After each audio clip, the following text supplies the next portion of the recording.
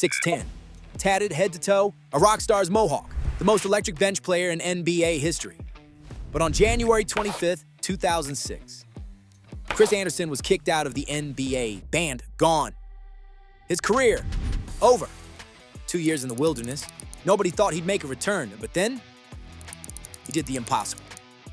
This is the story of Chris Birdman Andersen, the NBA player who got banned and came back to win it all. Before the tattoos, before the rockstar mohawk, before the NBA knew who the Birdman was. Chris Andersen had nothing. Born in Long Beach, California in 1978. When Chris was 4 years old, his family moved to Iola, Texas, a town 100 miles northwest of Houston. Population 400. His father, a Danish immigrant and corrections officer. His mother, a waitress in the day, and a Banditos member in the night. The family bought 10 acres of land with a veteran's loan. But his father walked out on him, didn't even finish building their house. During middle school, Chris and his siblings were sent to a group home in Dallas. For 3 years, he had two choices, military school or foster care. As a teenager, his high school coach saw something in him. Robert Stewart told him basketball could give him a scholarship, a way out. Chris went to Blinn Junior College, a junior college in Brenham, Texas. Not Duke, not Kentucky, not even a Division I school. Blinn Junior College, the lowest level of college basketball. Most players at this level never make it to Division I, let alone the NBA. But Andersen was different. He led the entire NJCAA in block shots. 10.7 points, 7.7 rebounds, and 4.7 blocks per game. In just one season, he became a legend at Blinn, the only player from that school who would ever make it to the NBA. In 1999, he was convinced he could go pro, so Andersen dropped out of Blinn and declared for the NBA draft. He never played another college game, never transferred to a Division I program. But there was one problem. He didn't know you had to officially apply. No NBA team wanted him. So Andersen went to China, playing for the Jiangsu Dragons in the Chinese Basketball Association, then to the International Basketball League. New Mexico Slam, 1.1 points per game. Fargo Moorhead Bees, 3.7 points per game. Released in January 2001. On October 31st, 2001, Andersen was selected first overall in the NBA Development League's inaugural draft by the Fayetteville Patriots. He played just 3 games, 4.7 points, 3.7 rebounds, 1.7 blocks. Then on November 21st, 2001, history was made. Chris Andersen became the first D-League player ever called up to the NBA. Signed by the Denver Nuggets, he wasn't the most skilled, he wasn't the most polished, but he played with more energy than anyone in the league.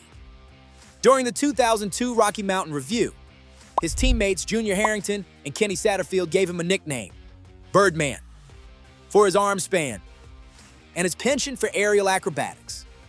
From 2001 to 2004, Andersen played for Denver. 3.8 points per game, 4 rebounds, 1.2 blocks. In the 2005 Slam Dunk Contest, Andersen famously failed the same dunk 8 consecutive times, while the entire NBA courtside clowned him. But that wasn't even close to the worst thing that would happen. In 2004, Andersen signed with the New Orleans Hornets. Career highs, 7.7 points per game, 6.1 rebounds. In 2005, he signed a 4-year, $14 million contract, more money than he'd ever seen in his life. And he responded by expanding his lifestyle, growing his posse, plowing through money, living the party life. He was living the dream. But his past demons were about to catch up. January 25th, 2006. New Orleans Hornets forward Chris Andersen was dismissed and disqualified from the NBA for violating the league's drug policy. Not suspended, banned. According to the league's collective bargaining agreement, a player can only be disqualified for 2 reasons: a 4th positive test for performance-enhancing drugs, or a 1st positive test for drugs of abuse. Drugs on that list include amphetamine and methamphetamine, cocaine, LSD, opiates like heroin, codeine, and morphine, and PCP. The league never disclosed which drug. Andersen refused to say. Andersen tried to appeal. Through arbitration, in March 2006, the arbitrator ruled to uphold his dismissal. For 3 days after the ban, Andersen drowned himself in alcohol. He spent 4 weeks in a Malibu rehab clinic, then moved in with his lawyer friend Mark Bryant and his family in Denver. For 2 years, Andersen worked out, coached a boys' basketball team, and passed drug tests every 2 to 3 weeks. For 24 months, he was required to sit out 2 years, with reinstatement contingent on approval from both the NBA and the Players Association. During his suspension in Las Vegas, he trained with Kevin Garnett, Chauncey Billups, Jermaine O'Neal, staying ready, waiting for his shot. On March 4th, 2008, the NBA Players Association granted his request. Chris Andersen was reinstated.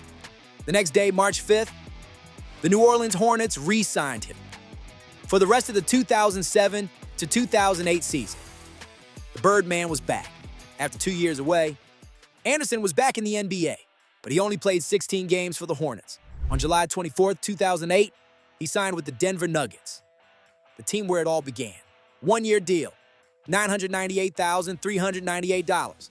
Andersen finished the 2008-09 season, second in the league in blocks per game at 2.5 blocks, despite playing only 20.6 minutes. On July 8th, 2009, the Nuggets rewarded him with a 5-year, $26 million contract. From band to millionaire in 3 years.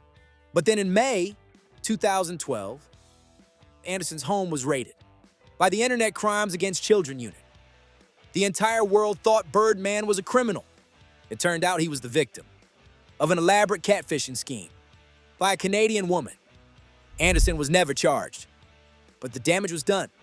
On July 17th, 2012, the Denver Nuggets waived Andersen using the amnesty clause to clear $9 million from their payroll. No team wanted him.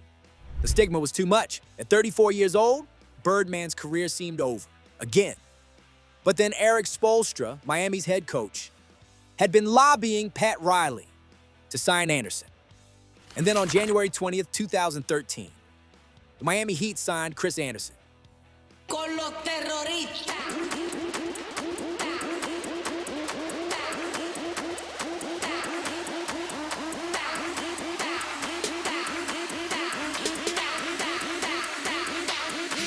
Harlem Shake.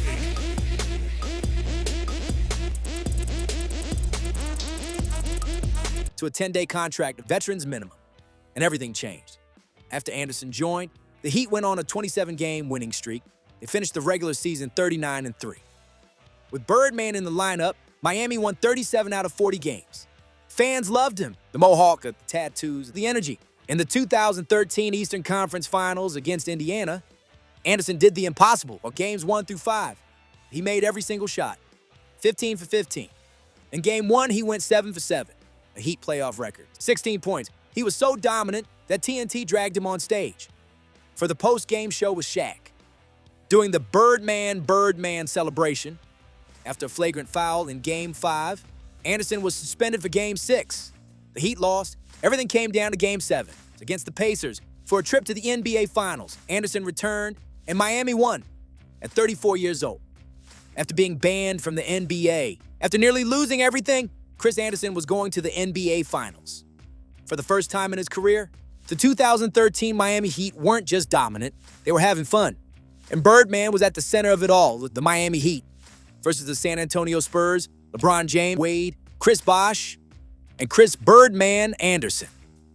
Throughout the 2013 playoffs, Andersen shot an NBA record 80.7% from the field, 46 of 57 shots, the highest field goal percentage in playoff history for anyone with at least 35 attempts.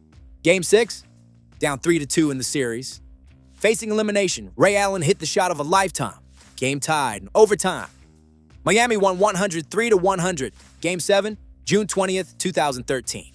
American Airlines Arena. For all the marbles, Andersen played 13 minutes, 3 points, 4 rebounds, 1 block.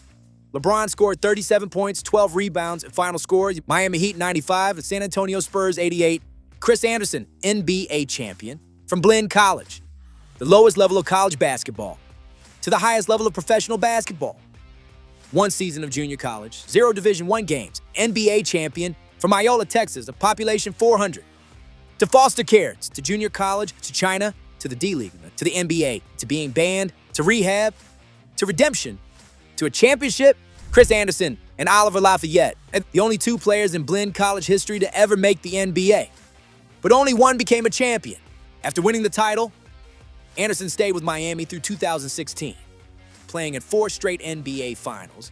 He later played for Memphis and Cleveland before retiring in 2017. In 2018, at 40 years old, he won another championship in the Big Three League.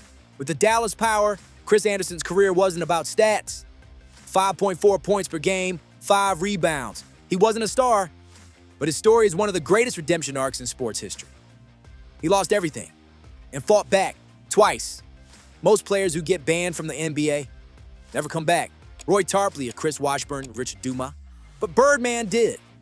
And he didn't just come back, he won a championship. Sometimes the greatest stories aren't about the superstars. They're about the role players, the ones who refuse to quit, the ones who turn rock bottom into a ring. From the trenches, real stories, real struggle, real basketball. Hit the subscribe button and thanks for watching.